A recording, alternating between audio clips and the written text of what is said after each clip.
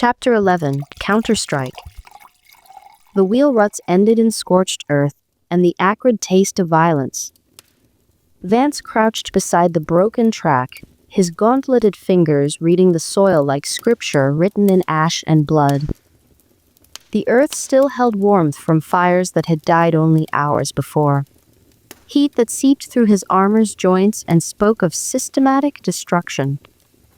Oil residue from wagon axles mixed with something far more disturbing, powdered bone, and the greasy residue of human fat rendered by supernatural flame. Fresh burns cratered the road's packed surface in precise patterns, each blast mark positioned with mathematical precision. No wild explosions here, surgical strikes calculated to cripple without waste. The mathematical precision of the destruction spoke louder than any tactical briefing ever could. How long? Gareth whispered, his ranger's bow already nocked with an arrow fletched in green and gold. The weapon's wood creaked softly as his fingers maintained perfect tension. Leather arm guard worn smooth by countless draws. 2 hours. Maybe 3. Vance's eyes tracked the displaced stones. Granite chunks hurled dozens of feet from their original positions, broken branches positioned with deliberate care to frame the devastation. The debris field told a story of overwhelming force applied with surgical precision. Ambush pattern.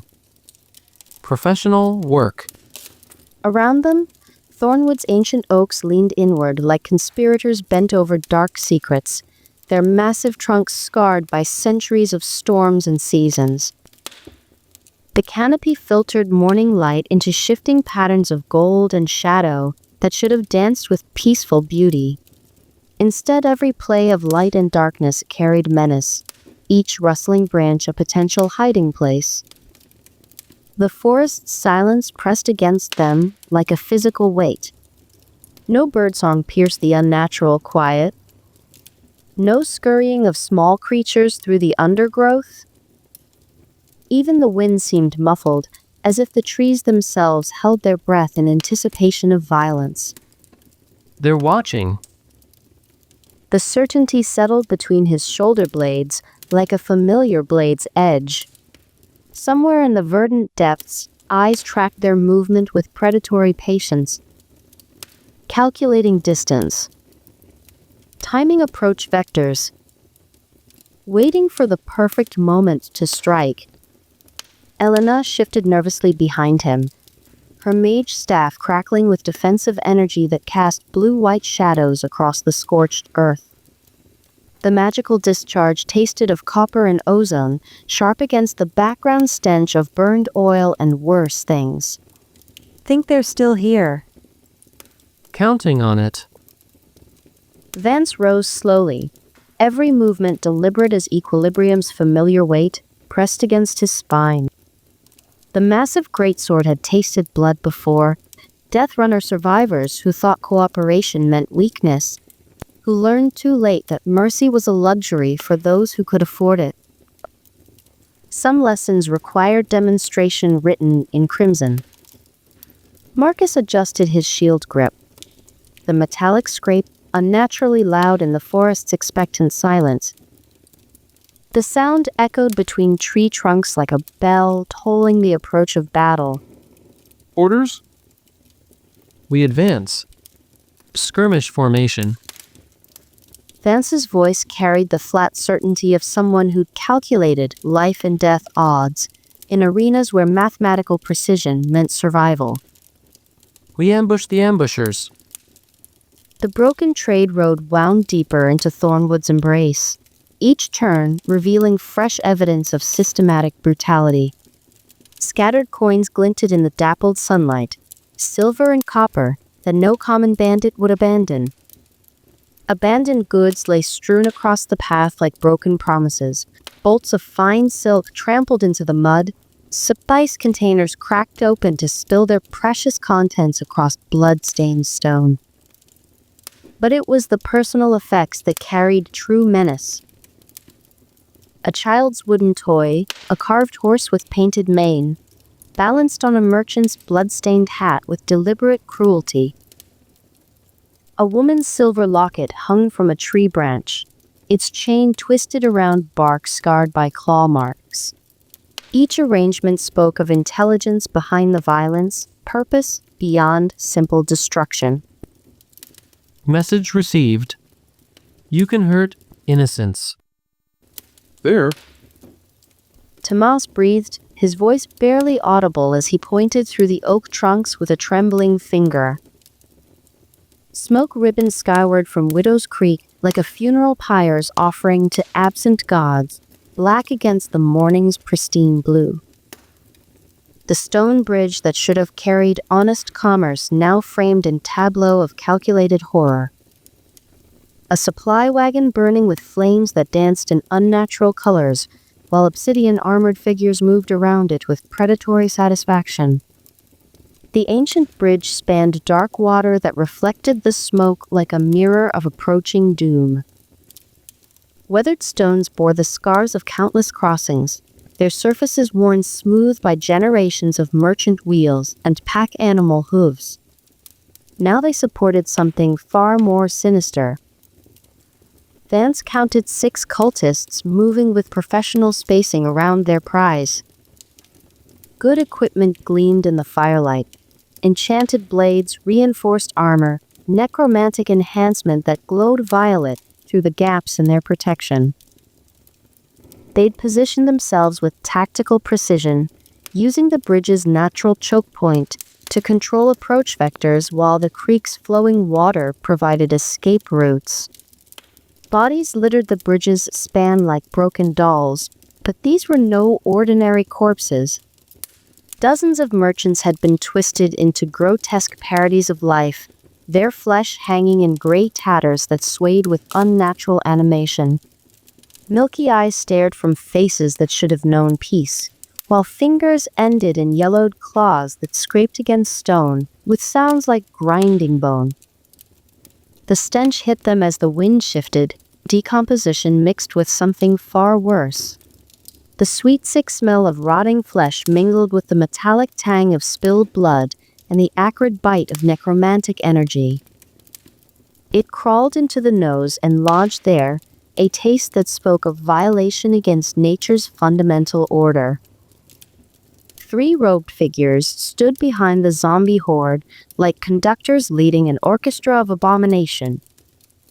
Violet energy crackled between their skeletal fingers as they channeled dark magic, their incantations carrying across the water in syllables that hurt to hear. Beside them, Death Knights in blackened plate raised massive weapons that dripped with spectral malice, each blade wreathed in shadows that seemed to devour light. The tactical arrangement was perfect. Necromancers controlling the undead screen while heavy fighters waited to exploit any opening brave enough to present itself. 20 zombies minimum. Vance counted, blood already pooling in his cupped palms as the blood tithe prepared to flow. 3 necromancers. 3 death knights. The volunteers exchanged glances, waited with understanding. In their faces, he read the calculation every Covenant player knew by heart. Character investment versus moral obligation. Months of careful progress balanced against minutes of lethal violence. The mathematics of permadeath made heroes expensive commodities. We can't. Tomas started, his voice cracking with honest fear. Together, Elena said, cutting through his protest with fire magic certainty. Her staff blazed brighter blue flames dancing along its crystalline focus. On your mark. Good. Confidence from one will give the other's spirit. The blood tithe activated like molten copper flooding his veins, life force streaming away in crimson ribbons that wound around Equilibrium's crossguard. The massive blade began to hum with sacrifice energy, its steel singing a harmony that spoke of power drawn from personal diminishment.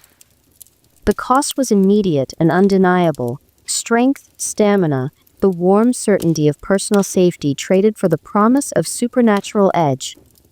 His health bar flickered in peripheral vision, red segments emptying as power pooled in more dangerous forms. Now?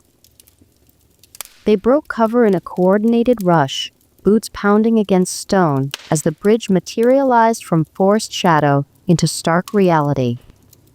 The zombies lurched forward with unnatural hunger, their shambling gait accelerating into horrific sprints as necromantic commands drove them beyond mortal limitations. The first wave hit like a tide of putrid flesh and grasping claws. Vance's crimson-charged blade carved through undead bodies, each strike releasing clouds of decay that burned the nose and throat. Zombie flesh parted with wet, tearing sounds, like ripping soaked leather mixed with the crack of splintering bone. But the undead felt no pain, knew no fear. Headless torsos continued clawing with desperate hunger. Dismembered arms still grasped with yellowed fingers, their severed ends trailing viscera that steamed in the morning air. The stench was overwhelming, rotting meat mixed with the copper tang of old blood, and something sweeter and more nauseating. Bile rose in his throat as zombie breath washed over him, carrion sweet and thick, with a promise of contagion. Different mathematics. Not about killing, about destroying enough motor function. Behind the undead screen, violet energy lanced from necromancer fingertips, like spears of corrupted starlight. Each spell struck fallen zombies with surgical precision, forcing mutilated corpses back to their feet in defiance of natural law. Bones cracked back into alignment. Torn flesh knitted with wet, sucking sounds. The tactical nightmare was complete, an enemy that grew stronger as you fought it. Fire! Vance shouted to Elena, his voice carrying over the din of clashing steel and tearing flesh. Burn the bodies. Her spells blazed through zombie ranks like cleansing starfall, the stench of burning flesh mixing with creek water and smoke. Fat sizzled and popped as flame consumed undead tissue, filling the air with greasy smoke that made breathing an act of will. But the necromancers adapted quickly, their death knights advancing through the flames with supernatural coordination that spoke of battlefield experience. A death knight's spectral blade found Marcus's shield with the sound of ringing steel and tortured metal. The impact sent shockwaves through the warrior's defensive stance, his boots scraping against stone as he fought to maintain position. The warrior held but barely, his character's durability measured against supernatural strength that exceeded mortal limits. Vance triggered essence transfer, stamina flooding back as health continued its controlled drain toward dangerous thresholds. The tactical balance shifted, sustainable offense at the cost of mounting vulnerability. Deathrunner mathematics applied to necromantic horror, survival calculated in heartbeats and blood loss. Equilibrium swept in a wide arc, dismembering 3 zombies simultaneously. Their components scattered across bloody stone with wet, meaty impacts, but violet energy was already pulling the pieces back together with grotesque persistence. Fingers crawled like spiders toward severed hands. Torsos dragged themselves toward scattered legs with horrible determination. 16 left. Then 15. 14. A zombie's claws raked across his ribs, tearing through armor with fingernails like rusted iron. The wounds burned with necromantic contamination that went deeper than flesh. Spiritual violation that made his soul feel dirty. Black veins spread from the scratches, dark magic eating at his life force with hungry persistence. A necrobolt lanced from violet fingertips across the bridge, striking Elak's center mass with the force of concentrated malice. The young warrior screamed, cut through combat noise like a blade through silk, as dark energy ate through his armor like acid. His character's health plummeted toward deletion threshold, red bar flashing urgent warnings. Not again. Not on my watch. He triggered martyrdom, the Blood Templar's most dangerous ability. Personal resources flowed outward in cascading waves visible to naked eye. Strength and vitality streaming toward his allies in ribbons of crimson light. Elena's fire blazed white-hot, consuming zombie flesh faster than necromancy could restore it. Marcus's shield became an impenetrable wall of steel and determination. Gareth's arrows multiplied into impossible volleys that pierced zombie skulls with perfect precision. The tide began to turn like a battle hymn finding its rhythm. Zombie after zombie fell without resurrection, as Elena's enhanced flames prevented necromantic recovery. The undead horde dwindled, 10 shambling horrors, then 5, then scattered limbs that twitched with fading animation before falling still. The lead necromancer, distinctive violet aura pulsing around his skeletal frame like a crown of corrupted stars, met Vance's eyes across the corpse-strewn bridge. Something passed between them in that moment of locked gazes. Recognition. Professional assessment. The acknowledgement that this battle had revealed capabilities on both sides that demanded respect. Then calculation. The cold mathematics of tactical withdrawal against mounting losses and diminishing returns. Fall back. The necromancer's voice carried unnatural authority, dark magic lending weight to his commands that made the very air shiver.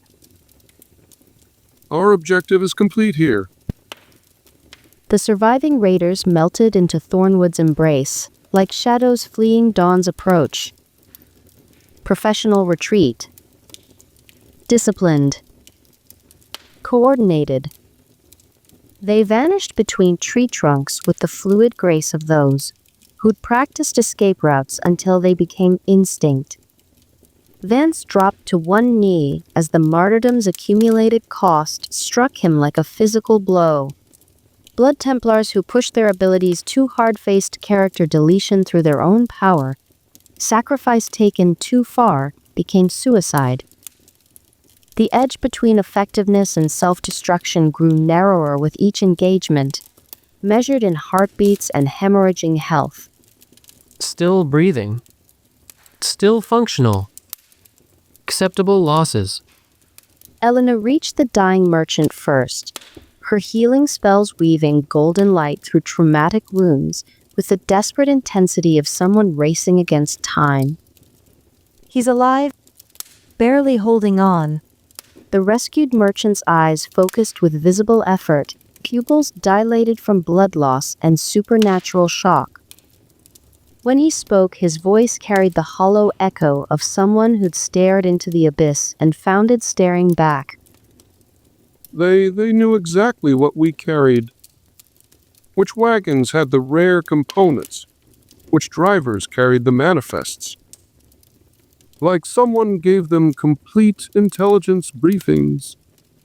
His voice failed as consciousness faded despite Elena's healing magic, words trailing into unconscious mumbling. Intelligence. Systematic. Someone's feeding them information from inside. Marcus examined the burned wagon's skeletal remains, his shield reflecting heat from dying flames that still danced in unnatural colors. Melted metal had run like tears down the wooden frame, pooling in shapes that hurt to look at directly. Hukarenship. They knew exactly what to destroy, what to leave untouched. Gareth recovered scattered arrows from zombie corpses, his expression grim as he noted their placement. These weren't random raids. This is economic warfare. Surgical precision.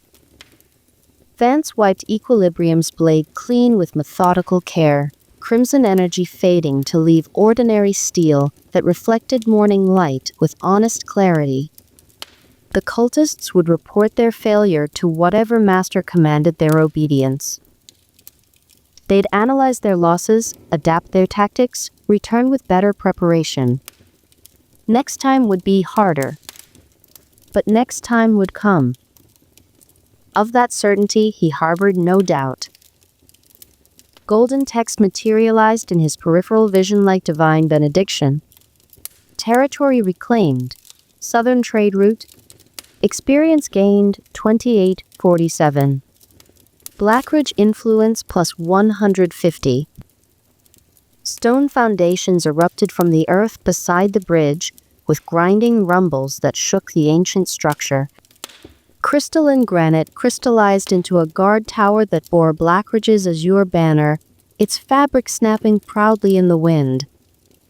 NPC guards in familiar livery took their positions along the restored patrol route, their presence a digital promise that commerce could flow safely again. At least for now.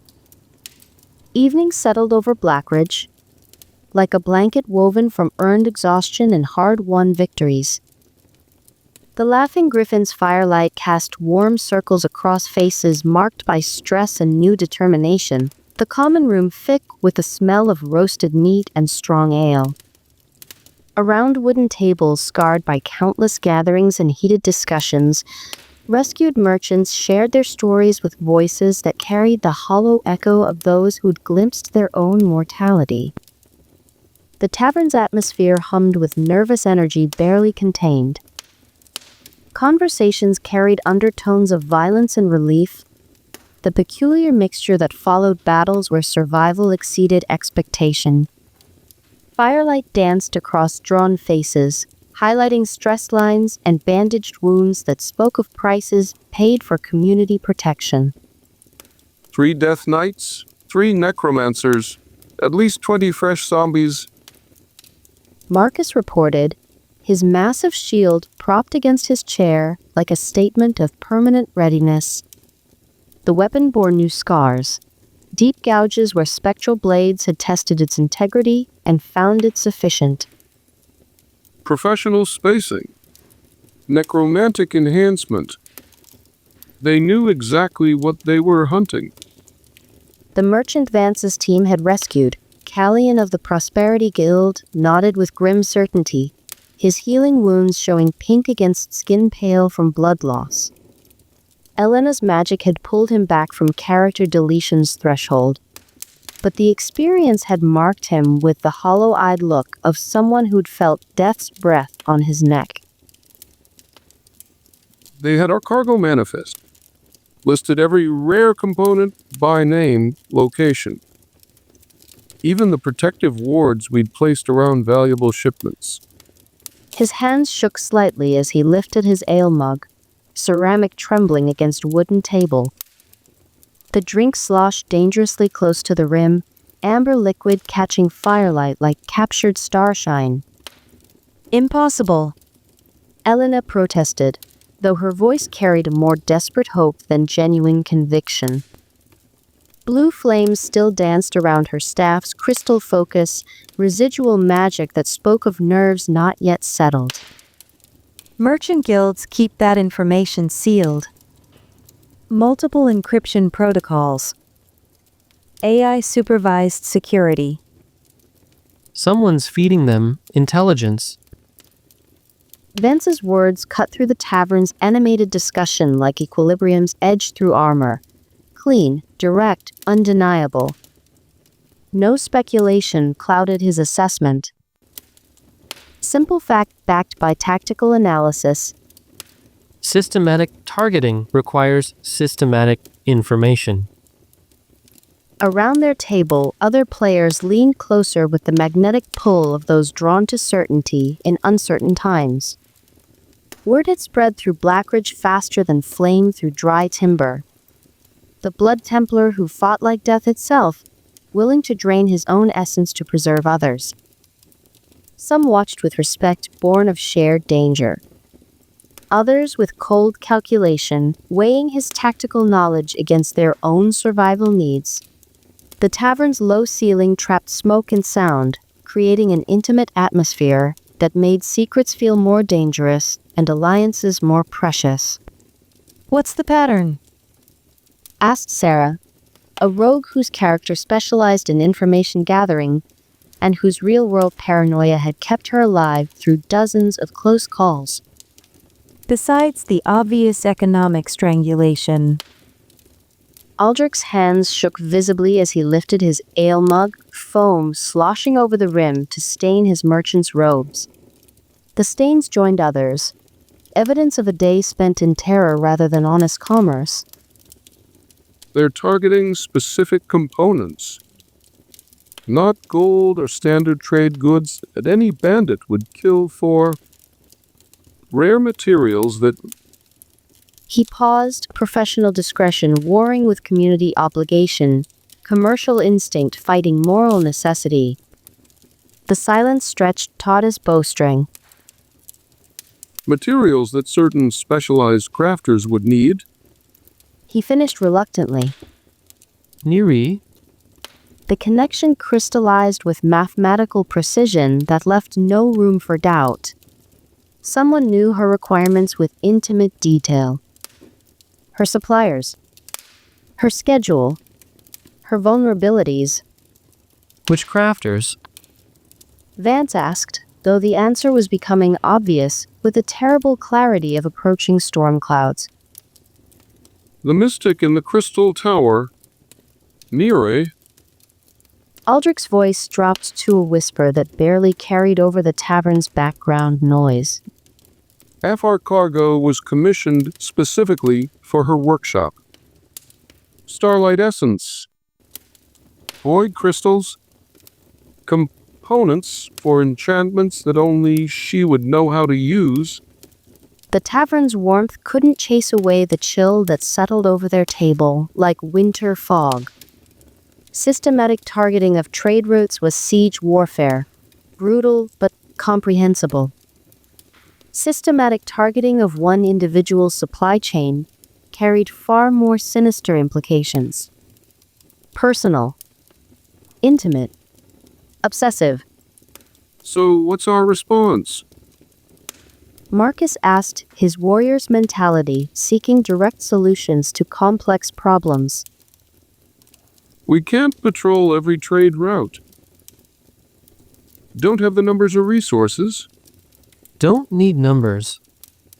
Vance's fingers traced tactical patterns on the wooden table's scarred surface, strategic thinking made visible through unconscious gesture. Need information. They know our patterns, our suppliers, our schedules.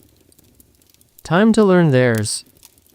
Elena leaned forward, firelight reflecting off her staff's crystalline focus in fractal patterns that danced across her determined features. You're talking about counterintelligence? Tracking the trackers. Hunter becoming hunted. I'm talking about hunt and kill. The words carried Deathrunner certainty.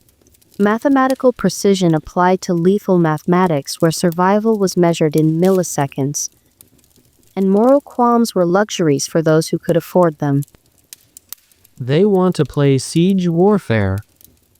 Fine. Sieges work both ways. Garrett's ranger instincts processed the implications with the rapid assessment of someone trained to read terrain and threat. Dangerous proposition.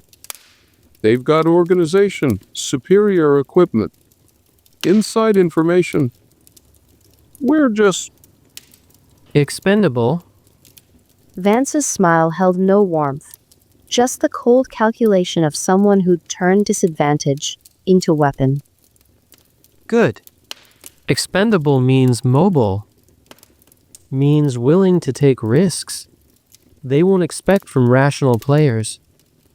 Around them, the Griffin's evening crowd continued their discussions, defensive positions, patrol schedules, resource allocation, standard responses to systematic threat. Professional, predictable, safe. Exactly what the cultists would anticipate and plan around. I need volunteers. Vance continued, his voice carrying the flat certainty of someone who'd survived 12 Death Runner circuits, where volunteer meant accepting odds that killed most participants. Real volunteers. People willing to bet their characters on disrupting established patterns. The silence stretched longer than comfort, heavy with the weight of permanent consequence. In Covenant's permadeath environment, character loss meant permanent expulsion from a world players had invested countless hours building. Heroism was expensive. When death carried consequences that extended beyond momentary inconvenience, firelight danced across uncertain faces. Ale grew warm in neglected mugs. The mathematical reality of sacrifice hung in the air like smoke. Count me in. Elenina said finally, her voice carrying fire magic's unwavering certainty. Someone's targeting our community. Our people. That makes it personal. Marcus nodded once, his massive frame adding stability to their forming coalition. Shield brothers don't abandon the line. Not when things get difficult. Gareth's decision came with typical Ranger pragmatism, practical assessment overriding personal preference. Arrows are useless if there's nothing left worth protecting. Elec shifted uncomfortably in his chair, young features marked by the afternoon's violence. His fingers drummed against the table's scarred wood in nervous rhythm, the sound barely audible over the tavern's background noise. The warrior's eyes found Vance's face, gratitude warring with naked self-preservation. You saved me from that void hunter earlier. I owe you a debt. His voice cracked slightly with remembered terror. But those necromancers, 20 zombies rising again and again, clawing their way back from destruction. The silence stretched like a held breath. Everyone understood the calculation: character preservation against community obligation, personal investment against collective survival. The southern pass is open again. Elec continued, standing abruptly with the jerky motion of someone forcing himself to action. For now. I'm taking it while I can. He looked around the table, defiance mixing with shame and expressions that spoke of internal conflict. I won't apologize for wanting to keep my character alive. 3 others rose with him, players who'd witnessed the day's horrors and found their courage insufficient to embrace similar risks. Their departure rippled through the tavern like stones dropped in still water, generating whispered conversations and sideways glances that carried judgment, both harsh and understanding. The mathematics of survival made visible in human form. Safe travels. Vance said simply, no judgment coloring his tone. Death Runner experience had taught him that courage couldn't be manufactured or shamed into existence. Only recognized where it already dwelt and honored when it chose to surface. Others would follow. Not many, courage was always rationed when faced with permanent loss. But enough. Enough committed souls willing to trade character safety for community protection, personal advancement for collective survival. Vance raised his ale mug, the gesture carrying weight beyond simple celebration. Firelight reflected off the ceramic surface like captured starlight, amber liquid catching and holding the tavern's warm glow. To Blackridge. To Blackridge. Elena echoed, her voice carrying fire magic's unwavering warmth. To Blackridge. Marcus concluded, Shield Brothers' certainty, reinforcing their mutual commitment. The ale tasted of copper and determination, liquid courage mixed with the metallic tang of approaching conflict. Outside the Griffin's warm circle, Blackridge's night sounds carried new undertones, the bustle of a community finding its spine. preparing for resistance against forces that had underestimated their willingness to bleed for strangers. Tomorrow would bring new challenges, new patterns to disrupt, new risks to calculate in the cold mathematics of survival. But tonight they'd proven something important. Blackridge still had defenders willing to sacrifice personal safety for community survival. The cultists' systematic approach had met systematic resistance. Time to escalate the mathematics of war. Chapter 12: Familiar Echoes. The raven perched on crystal that should have barred its passage. Elara's breath misted against the window as she traced protective patterns along the sill, her fingertips following ancient grooves worn smooth by centuries of defensive rituals. The obsidian feathers caught the dying light like fragments of captured midnight, each one gleaming with an iridescence that made her skin crawl with recognition of wrongness. Her tower's highest chamber existed in architectural impossibility. Crystal walls that curved beyond normal geometry, reaching toward a sky that seemed closer here than it should. The air itself felt thin and charged, crackling with magical potential that made every breath taste of copper and starlight. This sanctuary had been designed for communication across impossible distances, but the presence before her felt like violation rather than visitation.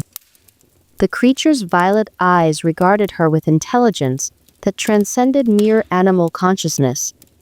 Its head tilted with predatory curiosity, and when it spoke, the words weren't quite heard. Thoughts that pressed against her mind with aristocratic certainty, sliding beneath her mental defenses like poisoned silk. To my radiant sorceress, your talents deserve proper recognition. The voice carried echoes that made her skin crawl with creeping unease. Something in the cadence felt wrong. Familiar in a way that made her chest tighten with nameless dread. The words themselves meant nothing, but their rhythm, their particular emphasis, stirred memories she couldn't quite place, like hearing a half-remembered song played in a minor key. She forced her hands steady as she approached the creature, silver robes whispering against the crystal floor with each measured step. Around her, the viewing crystals hummed with defensive energy, their surfaces reflecting Blackridge's evening lights like scattered gems cast across velvet darkness. The tower's magical consciousness recognized intrusion, even when she couldn't fully process its implications. The temperature in the chamber seemed to drop with each step closer to the raven. Ice crystals formed along the window's edges despite the warm evening air outside, and her breath became visible in silver puffs that dissipated too quickly. Your message? The words emerged exactly as Neri would speak them, mystical composure masking the growing unease that clawed at her throat like swallowed glass. The raven's obsidian beak opened with the soft click of bone against bone, releasing parchment that unrolled with liquid motion. The paper felt wrong beneath her fingers, too warm, too smooth like skin rather than vellum. Violet-tinged words crawled across the surface as if written by invisible hands, the ink seeming to pulse with its own heartbeat. To my radiant sorceress, whose essence illuminates even these distant wastes. Your crystalline sanctuary calls to those blessed with vision to recognize authentic power. The petty boundaries that constrain our connection shall dissolve like shadows before dawn's inevitable light. True communion awaits in the northern wastes, where worthy souls find their destined harmony. This invitation flows from cosmic certainty, though fate requires no mortal consent. Ever devoted to our inevitable union, Lord Malthus Voidbringer. Her hands began to shake as she read, bile rising in her throat. The words writhed on the page like living things, each phrase more invasive than the last. Our connection, what connection? She'd never met this creature, never spoken his name, yet he wrote as if they shared intimate history. My radiant sorceress. The possessive tone made her skin feel crawling with invisible insects. Who was he to claim her as his anything? Inevitable union. The phrase hit her like ice water. Union? With a necromantic lord who commanded undead hordes and burned trade routes. Her stomach turned at the implications, at the casual certainty in his tone. Why does he write like he knows me?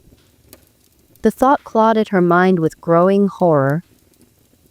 Like I've already. But that was impossible. She'd never encountered Lord Malthus before the raids began. Never heard his name except in whispered warnings from terrified merchants. So why did his words feel like violations of privacy she couldn't explain? The parchment trembled between her fingers as nausea rolled through her. This stranger, this monster, spoke of their destined harmony as if it were already decided.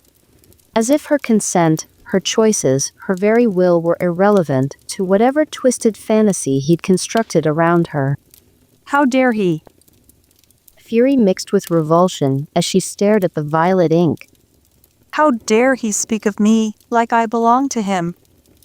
The raven watched her processing the revelation with predatory satisfaction, its violet eyes reflecting the chamber's crystal light in fractal patterns that hurt to observe directly. When it spoke again, the voice carried undertones that made her soul feel dirty. Perfect harmony awaits, my sorceress. Then it dissolved into shadow that smelled of obsidian and violation, leaving only the acrid scent of burnt copper and the lingering weight of impossible presumption. Elara sank against the crystal barrier, her legs suddenly unable to support her weight. The parchment crumpled in her fists as she pressed her back against the cool surface, feeling the tower's defensive energy humming through the translucent wall. Around her, the magical defenses pulsed with increasing urgency, recognizing threat that transcended normal mystical boundaries. He speaks of me like property. Like I've already consented to whatever he wants. The violation felt complete, despite never having met her stalker. Somehow this necromantic lord had decided she belonged to him, and her actual feelings were irrelevant to his certainty. The crystal chamber's temperature shifted as footsteps echoed up the spiral staircase. Vance found her staring at the parchment, as if it might reveal deeper truths hidden between its violet-stained lines. His armor sang softly with each movement, crimson-tinged plates catching the dying light from the viewing crystals. Equilibrium's weight across his shoulders spoke of readiness for violence, but his approach carried careful restraint. Threatening? He asked, though her posture already provided the answer. Familiar? The word tasted of copper and growing fear, each syllable heavy with implications she wished she could deny.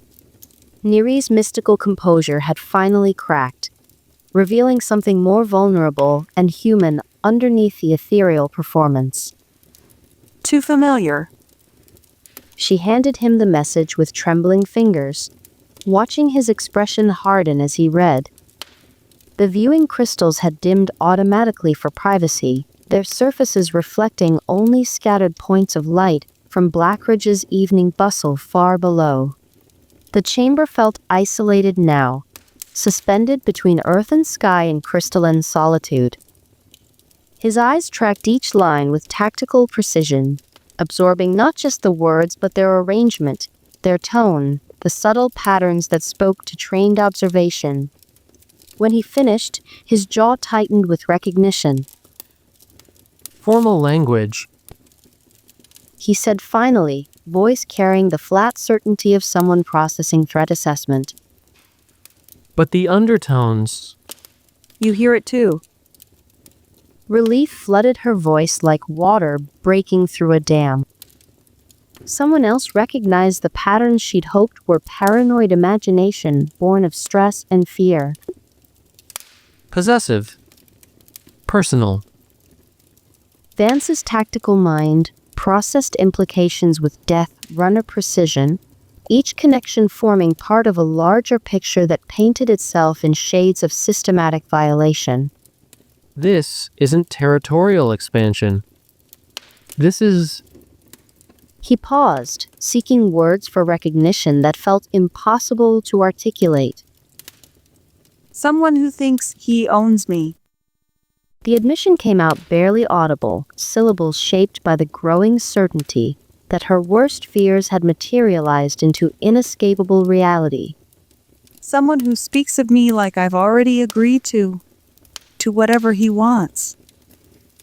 Around them, the tower's magical defenses hummed with increased activity, crystal walls resonating at frequencies that made the air itself vibrate with potential energy. The structure responded to violation it couldn't fully comprehend. Ancient protective instincts triggered by threats that transcended normal mystical boundaries. The air grew thick with the weight of impossible presumption, secrets bleeding between worlds that should have remained forever separate. How? Vance's question carried no judgment, only professional assessment of tactical disadvantage that required immediate response.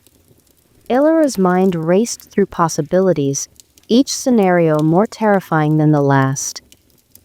Her fingers twisted in her robes as she tried to make sense of the impossible. I don't know. I have never even heard of this necromancer until a few days ago.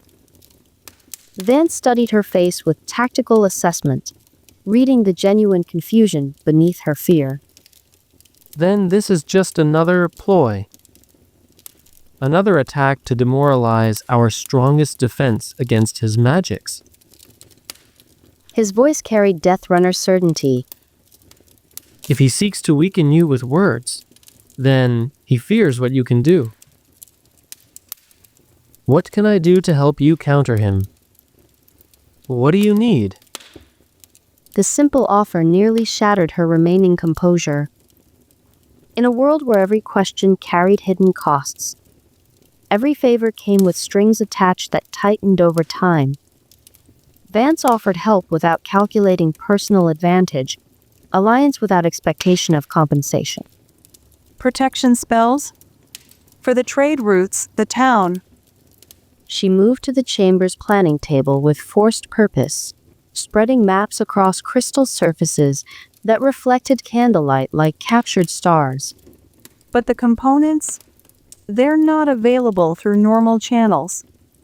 Her fingers traced routes marked with warning symbols, territories where conventional adventurers feared to tread, lands where the very air carried corruption that could destroy unprepared travelers. Dangerous territories? The worst. Her finger followed paths marked with skull symbols and warnings written in dead languages. Places where Lord Malthus's cultists would seem tame by comparison. Where the landscape itself hunts intruders. Vance studied the maps with professional interest rather than fear, his eyes tracking elevation changes and choke point positions with the practiced assessment of someone who'd survived impossible odds through careful preparation. What level of danger? Void stalkers in the screaming peaks. Shadow drakes through the Bone Bridge passes. Each name carried weight that pressed against the crystal chamber like gathering storm clouds. The kind of creatures that make permanent character deletion seem merciful by comparison. Acceptable. His certainty carried no bravado, just mathematical assessment of risk versus necessity that spoke of death runner experience, where impossible odds became simple equations. When do we leave? The word came out sharper than intended, surprise coloring her voice with something that might have been hope. Yes. His certainty left no room for argument. Elara tried to catch his eye, but his attention remained fixed on the map spread across the crystal table, studying routes and dangers with the methodical focus of someone calculating survival odds. Something about that unwavering concentration, the way he committed completely to whatever task demanded his attention, struck her as unexpectedly attractive. The weight of alliance settled between them like a physical presence, warm and solid in the crystal chamber's ethereal atmosphere. In a web of manipulation, where she'd always been isolated, dependent, controlled through careful limitation of her options, Vance offered partnership between equals who chose to face danger together rather than surrender to forces beyond their individual control. The spell components are exotic, expensive. We'll need to access underground markets that most players never know exist. I know people. Vance's voice carried the certainty of someone who'd navigated systems that conventional players never witnessed. Networks that sustained themselves through necessity rather than convenience. Blackridge has connections for serious needs. This could destroy your character permanently. Everything you've built, gone forever. So, could doing nothing.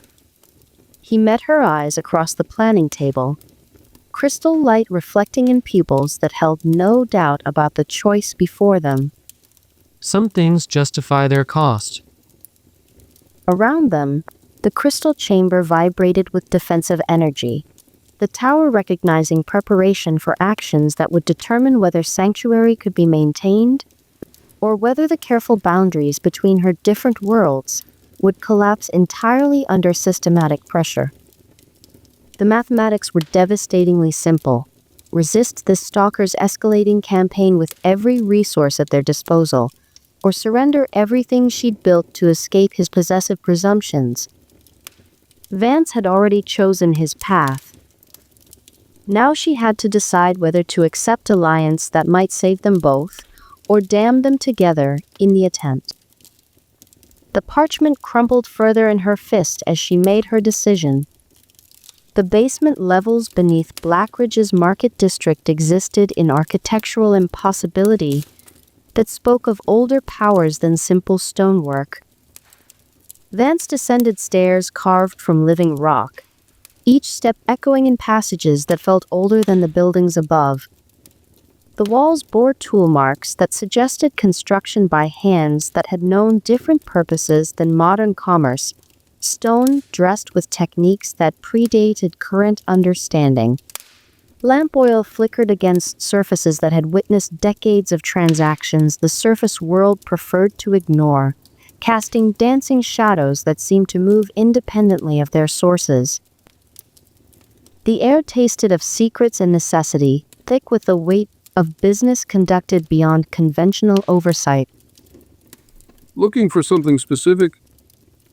The voice emerged from shadow before its owner materialized, a woman whose age seemed deliberately ambiguous, features obscured by careful positioning relative to the lamplight. Her clothing marked her as someone who dealt in information rather than goods, fabric cut for mobility and concealment rather than display. Maps. Reagents. Dangerous territories.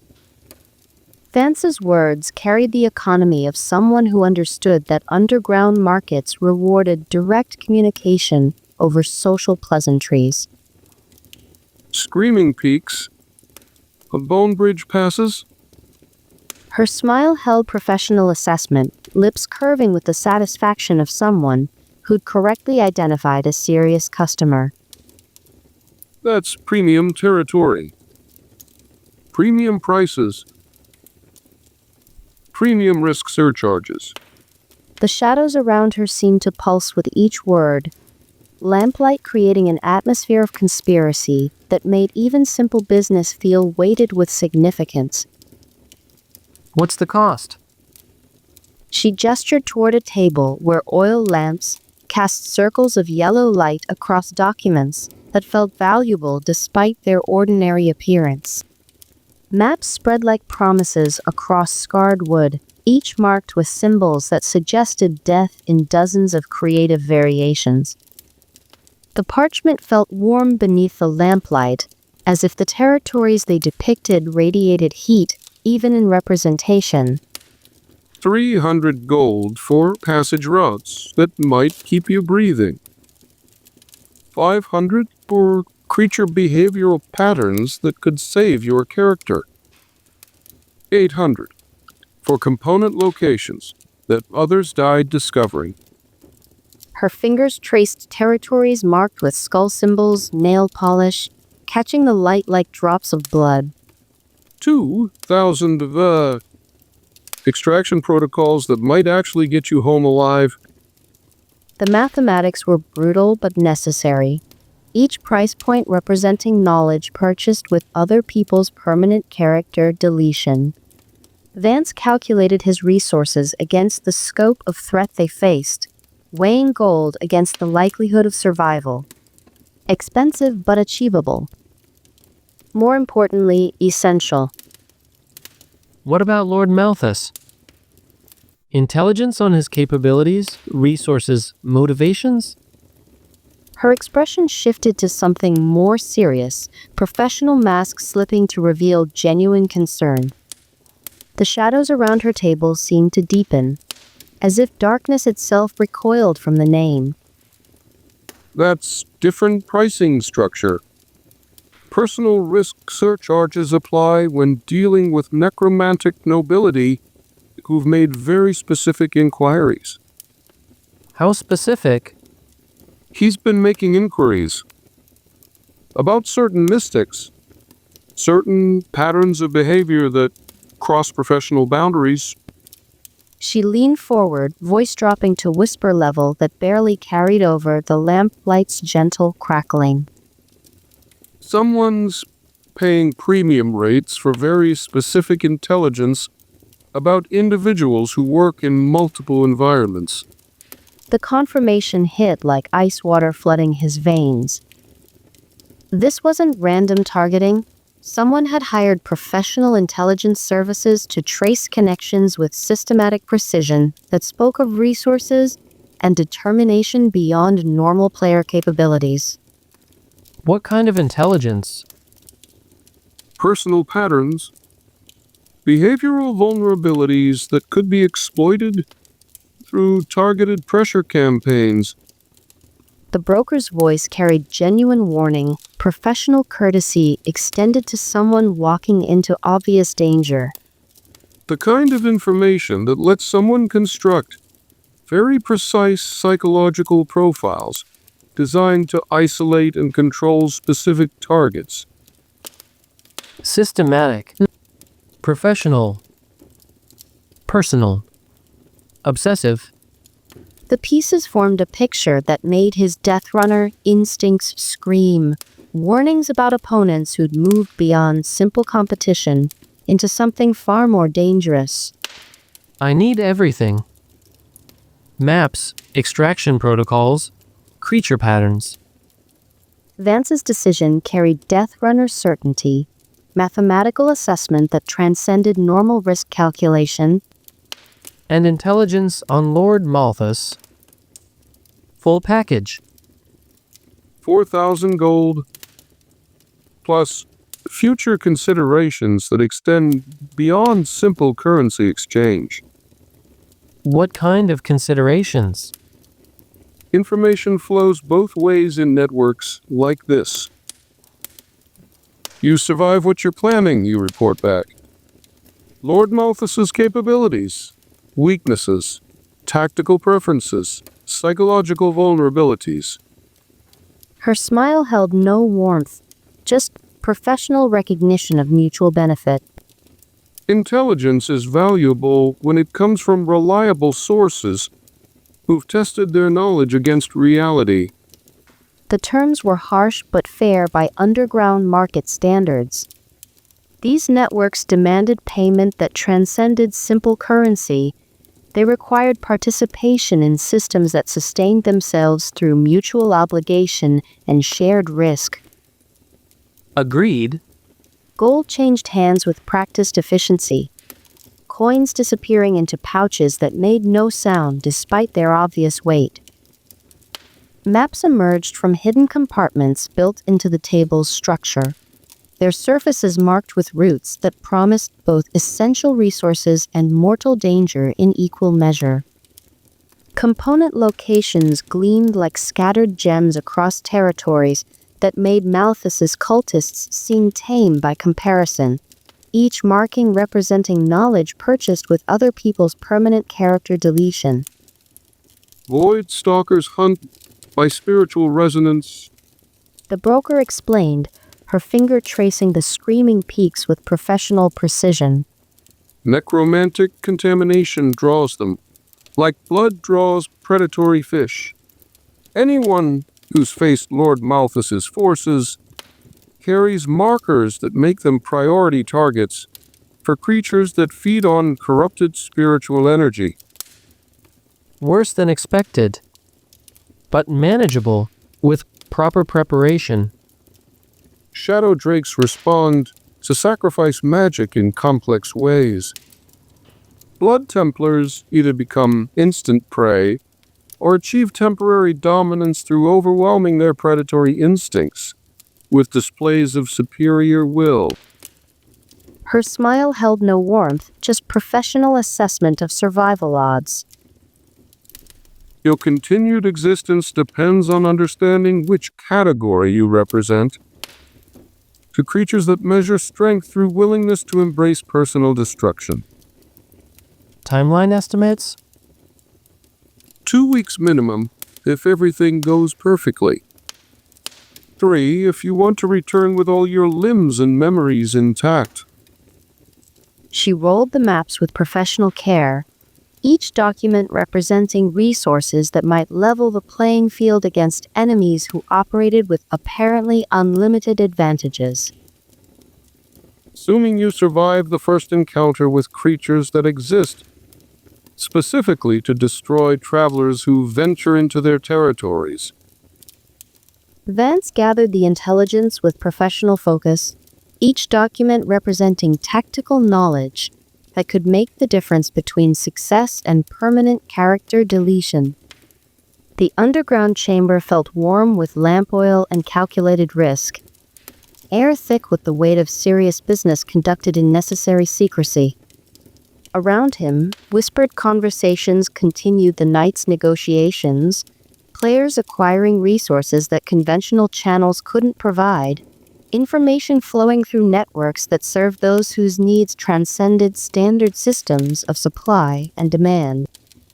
As he climbed back toward Blackridge's surface levels, maps and extraction protocols securing his inventory, Vance recognized they were committing to actions that would test every skill they'd developed in Covenant's unforgiving environment.